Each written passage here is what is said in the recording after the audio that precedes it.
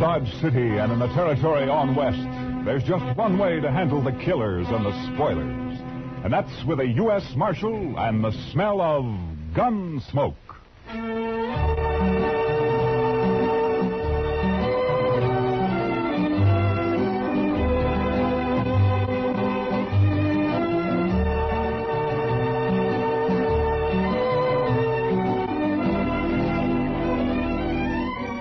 Gunsmoke, starring William Conrad.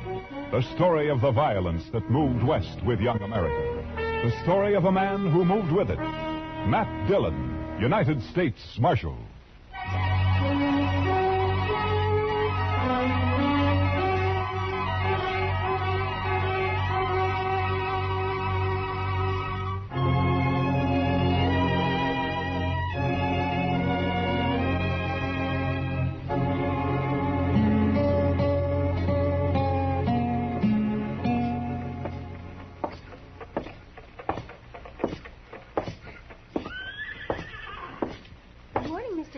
Morning, Miss Ida Mae. Hi, Marshal. Good morning, John. Hey, Matt. Wait a second. What? Oh, hiya, Doc. Oh, on my way over to jail. After you. Oh? You heard about the Longhorn? No, what about it? You haven't heard, or you wouldn't ask. Well, heard what, Doc? Well, I'll walk along with you if you're heading that way. Well, as a matter of fact, I was heading that way. Hey, what's all that crowd out in front there for? In due time, Matt. In due time. You know, Doc, there's only one thing that makes you happier than having a secret, and that's to collect your coroner's fee. Yeah, might get a fee out of this, too, for it, Silver. No wonder you're all worked up. Hey, have you heard about the Longhorn? It's the doggone thing. Yeah, Longhorn. Doggone thing I ever come across. Morning, Mr. Dillon. Hiya, Chester. Say, you heard about the Longhorn? No, Chester, I have not heard about the Longhorn. What? He's upset, Chester. He's the only man in Dodge who hasn't heard. Look, so help me, Doc, if this is one of your practical jokes. No. I had nothing to do with it. You'll see. Will you pardon me, ma'am? Let him through. Pardon me, please. Let me through. Excuse me.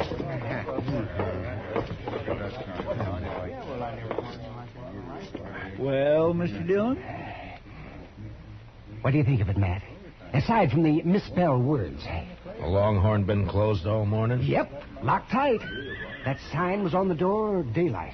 The Longhorn Saloon will open at 8 o'clock tonight with new management and a new policy. Everybody welcome. Signed the new manager, Mamie. Mamie? That's a woman, Matt. Lately of Kansas City, St. Louis, and points east. Well, I don't know, Mr. Dillon. We never had a woman running a saloon in Dodge City before. And we won't now, Chester. The boys won't let her last an hour, I'm afraid. Be kind of fun for that hour, though. And another thing, if this Mamie is the new manager, what's happened to Herman Bleeker? Well, I don't know. He must have sold it to her. He didn't say anything about it yesterday morning. That's right. I saw him over at the livery stable in the afternoon, showing off one of them fancy vests he's always ordering. And he never said one word about it. Well, you know that little popinjay. He's flighty. Probably happened sudden. Too sudden, Doc. Even for Herman. Say, come think of it, I haven't seen him all morning. And he's usually strutting up and down Front Street, preening himself like a powder pigeon. Yeah, he's probably upstairs there, sleeping in, getting ready for the opening tonight. We gonna be here, Mr. Dillon? Mamie, huh? Mr. Dillon? Huh? Oh, yeah, Chester. We're gonna be here.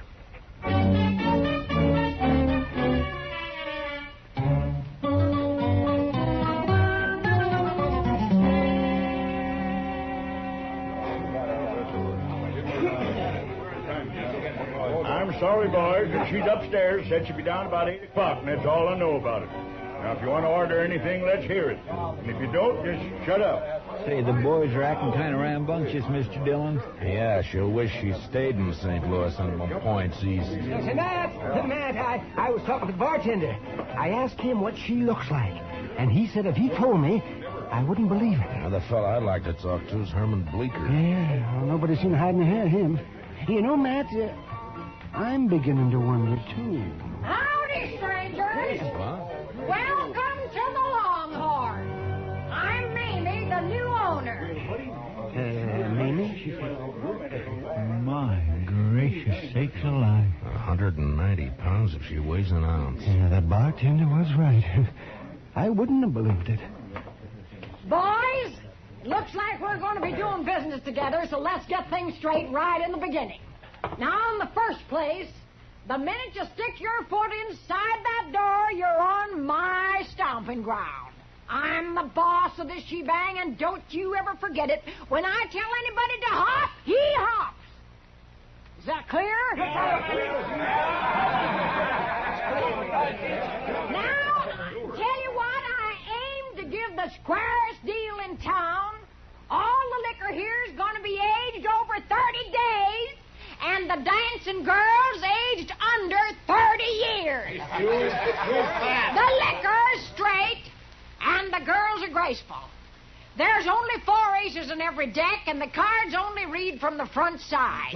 You'll get a fair shake for your money, but there ain't going to be no fandangling. And another thing, mister! I'm talking. Well, so am I, you old battle axe. Excuse me, boys. Oh, looks like it started, Mr. Dillon. Yeah, wait a second. He paid for his drink? Yes, ma'am. All right, you wall-eyed little maverick. Come on! Throw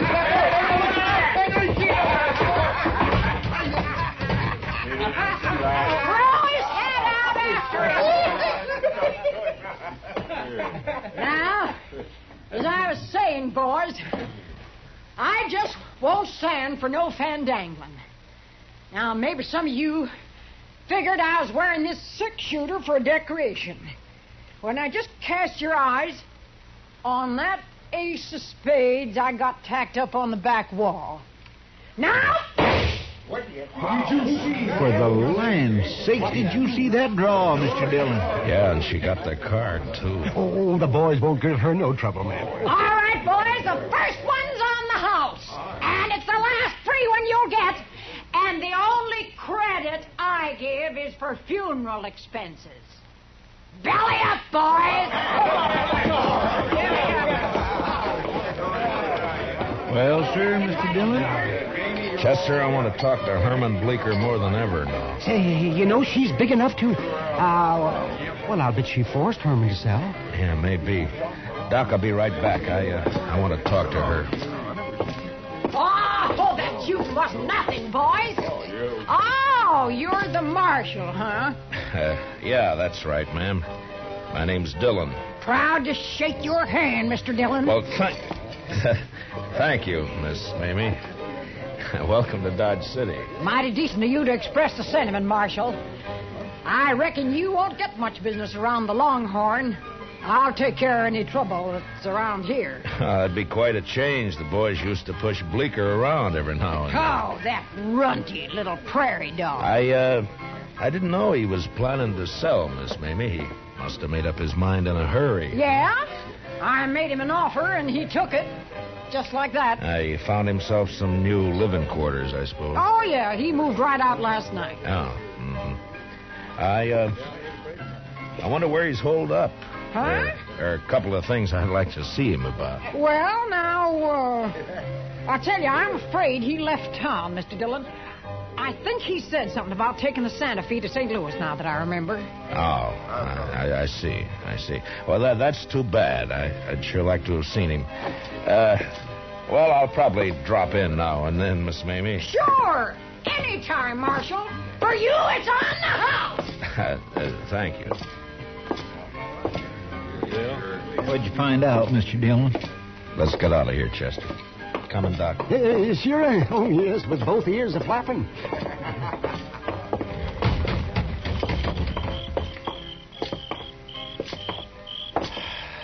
Well, boys, what do you think of her? Oh, my gracious, Mr. Dillon, I sure would hate to meet her in the dark. Oh, why, she's got a voice like a buffalo. Ain't it awful? It just itches your ears, don't it? Why, the woman's a human monstrosity. I still haven't seen Herman.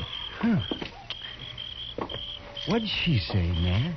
She says she thinks he left town. Oh, she Chester, says I want you to check all the rooming houses and hotels along Front Street. I'm going to go to the railroad station and the stage lines. I'll meet you over at the jail. Huh? Yes, sir, Mr. Dillon. Say, Matt, I think Herman keeps a horse over at the livery stable. Yeah, I thought of that, Doc. I wonder, would you be good enough to look into that for Why, me? sure, be happy to. You know, Mr. Dillon, she is an awful straight shot. Yeah, Chester. I know.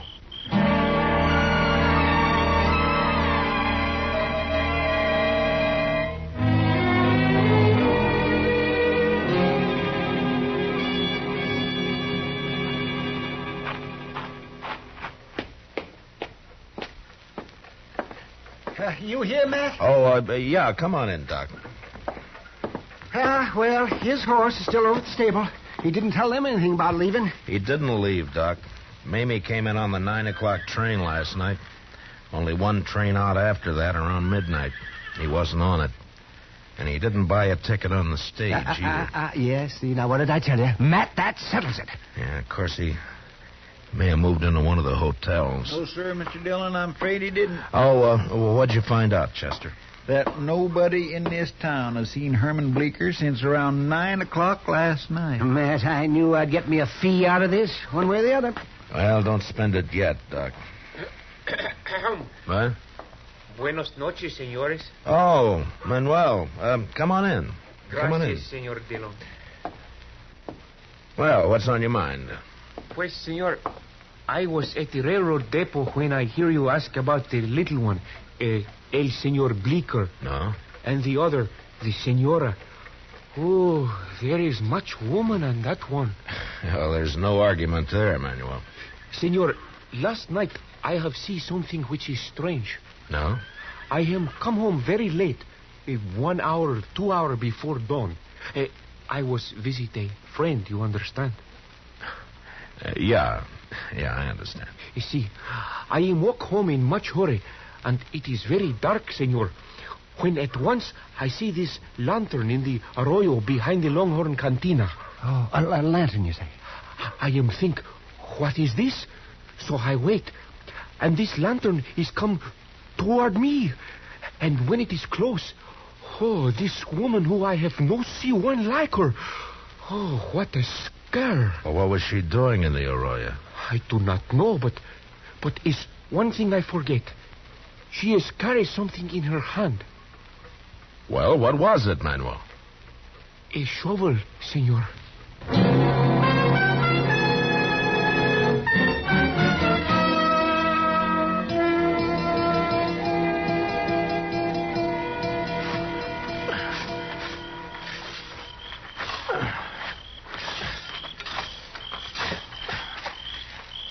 Find anything, Matt? Well, there's something here, Doc, but I can't quite...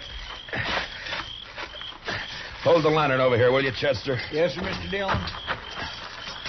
I found something here, if I can just get it loose. Lantern all right, Mr. Dillon? Can you see what it is? Yeah, it's fine, Chester. Yeah, I got it. Oh. It's a boot. Yeah, here's the other one. Yeah. All that fancy stitching. Matt, those are his. I've seen them on him. Yeah, so have I, Doc. Yesterday, in fact. Here, take him, Chester. Yes, sir. There's a bundle of some kind here. Oh, you found the body, huh? No, it's clothes, I think, Doc. Let's have a look. Yeah. That's all there is, too. The hole doesn't go any deeper. That's hard pan on the bottom there. Hold the lantern down, Chester, and let me get this unwrapped. I'm not so sure about that coat, Mr. Dillon. A lot of them like that around town. Yeah, I know, but take a look at this fancy vest. Oh, that's Herman's. Nobody else in Dodge City'd ever wear a thing like that. Well, from the looks of it, he won't be wearing it again.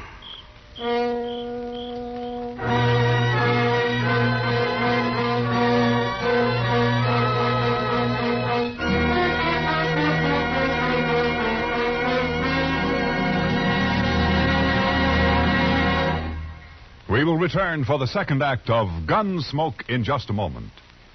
But first, the escape car speeds from the scene of the crime, and the victim notes its license number. Police investigating the case discover the car has an ironclad alibi. That just begins the excitement on tomorrow night's Gangbusters program. It's the case of the twice-parked car, an authentic crime story taken from actual police records. Don't miss Gangbusters, presented by CBS Radio tomorrow night over most of these same stations. Now, the second act of Gunsmoke.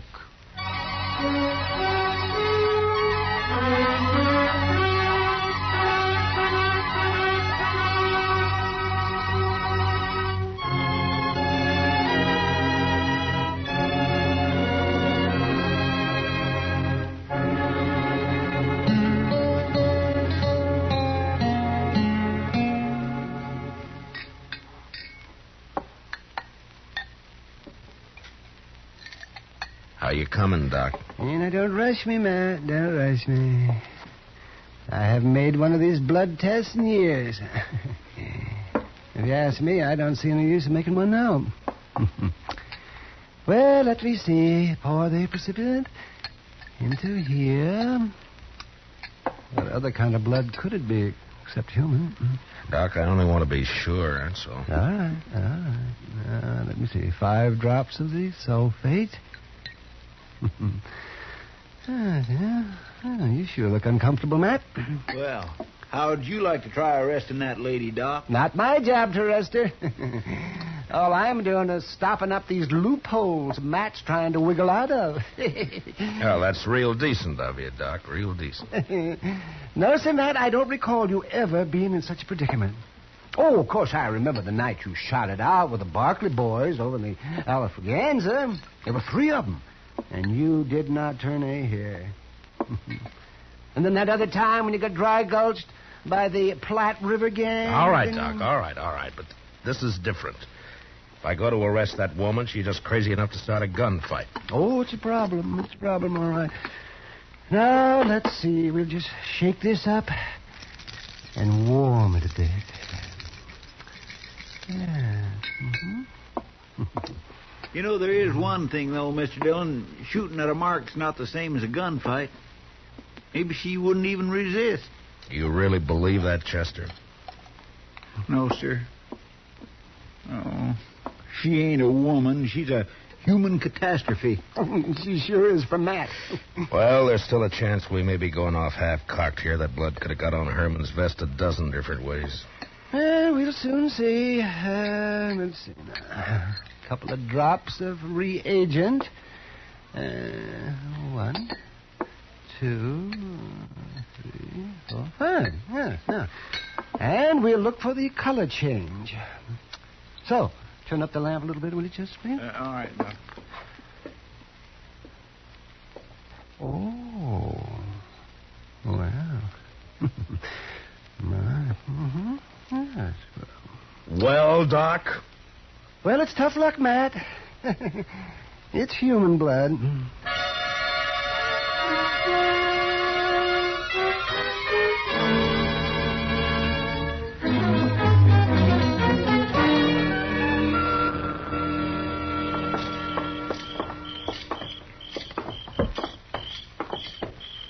Hey, Matt, I thought we was going over to the Longhorn and talk to Mamie. How come the jail? Yeah, she'll keep, Doc. She's not going anywhere. Looks cut and dried to me, Matt. It might not if you were in my shoes. Come on in, boys.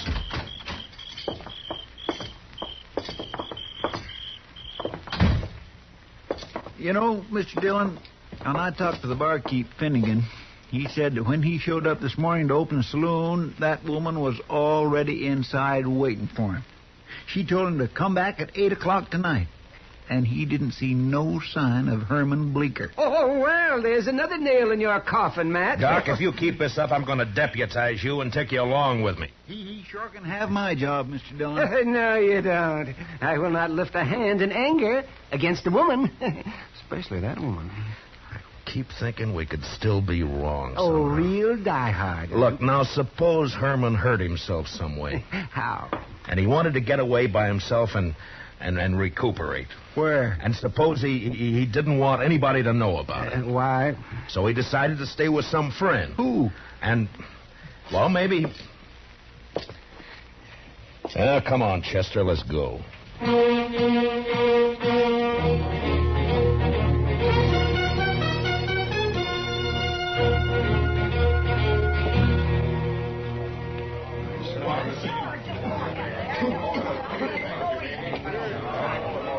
There she is at the end of the bar.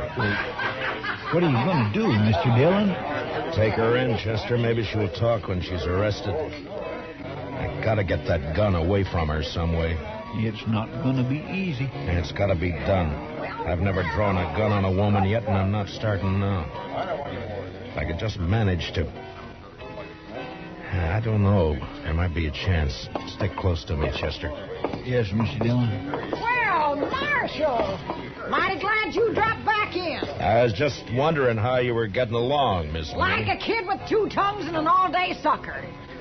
Say, now tell me, did you find that little weasel Herman Bleecker? I thought you told me he'd left town. Oh, well, I was just guessing, Mr. Dillon. He said something about planning to.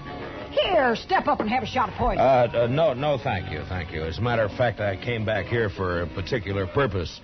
Chester and I have a little bet on. Mr. Dillon, What kind of a bet is it, Marshal? Well, it was about that shooting trick of yours, hitting the center of that playing card, you know. Chester figures that it was a fluke of luck. He's bet me that you can't do it 5 times in a row. Well, we'll soon settle that. The card's still up there. Stand aside, boys! Mamie's gonna limber up her shooting iron, so get out of the way! Get down there, Curly! All right. There's one. Couple of them.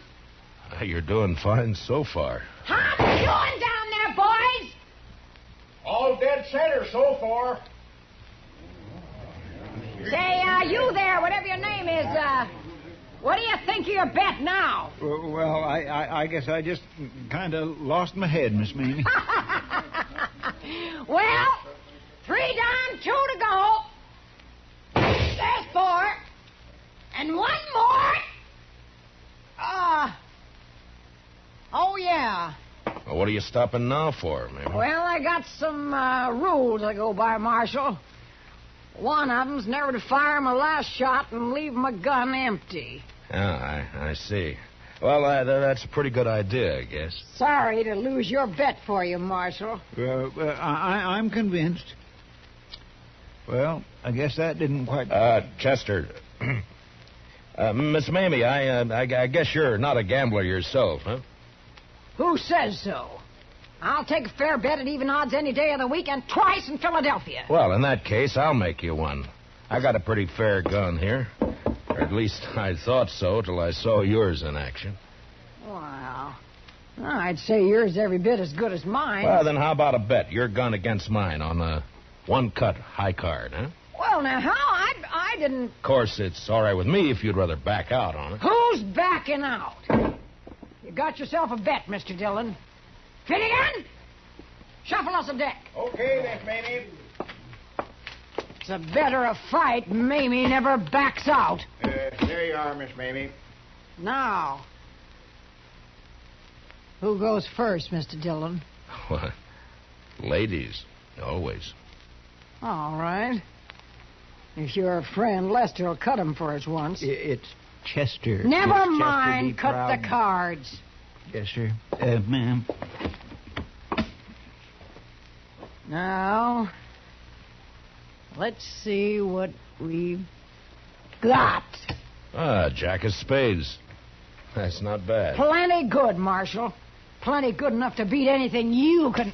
King of diamonds. All right. I'm beat.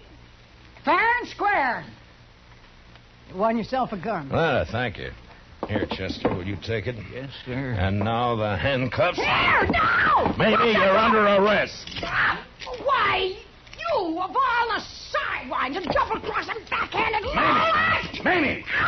Now, you're going to stay fastened to me until I get you in a cell, so you might as well make the best of it. Why, you out. And as far as that's concerned, you'll be safer in jail than out of it once word gets around. What? People here in Dodge City thought a lot of Herman Bleecker. That little sawed-off groundhog. That's no excuse for killing him in cold blood. What? You heard him, Mamie. You killed me. Bleecker! This is the biggest night of my whole life. To hear somebody finally shut Mamie up and make her like it. The marshal's a gentleman, you little weasel. He knows how to talk to a lady. And to hear you say how much the town thinks of me, Mr. Dillon. What's this all about, Herman? Well, I'll tell you what it's all about. yes. This little grub worm ran out on me in Cincinnati 3 years ago. Like to broke my heart. I've been hunting him ever since, and last night I found him. I wailed the living daylights out of him. Yeah, he looks like it. But why did you bury his clothes? Mr. Dillon, would you want to be married to a man that dressed like that? she pretty near murdered me, though, Mr. Dillon. I've been up there in bed all day, just too bruised and embarrassed to hobble downstairs. Oh, we had our ups and downs, Marshal, me, and Herman. You know how it is. Can't live with him, can't live without him. Chester, give me the keys to the handcuffs, will you? Yes, sir. Got them right here. And well, I guess they're over in the... What's the matter, Chester? Oh, Mr. Dillon, when we were digging out there, guess I must have lost him.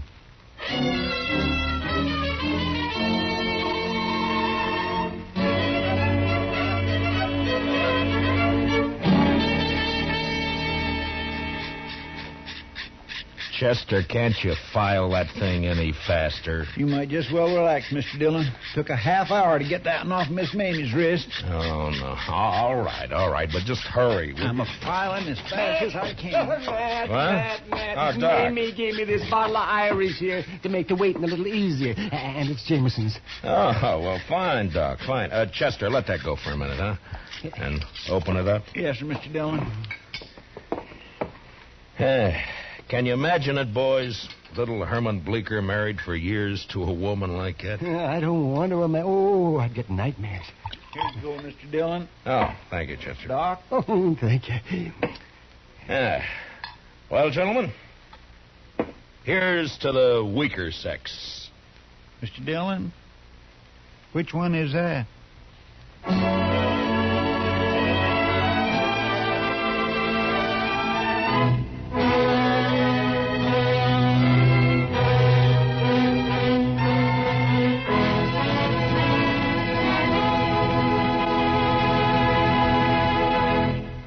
Gunsmoke, under the direction of Norman MacDonald, stars William Conrad as Matt Dillon, U.S. Marshal.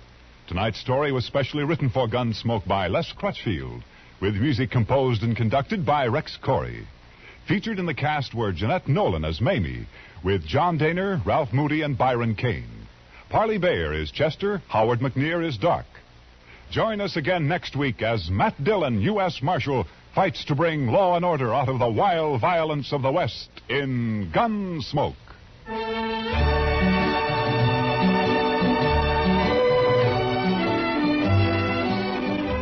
As colorful as the Western Roundup and twice the fun, that's the Gene Autry Show, which comes your way every Saturday evening over CBS Radio.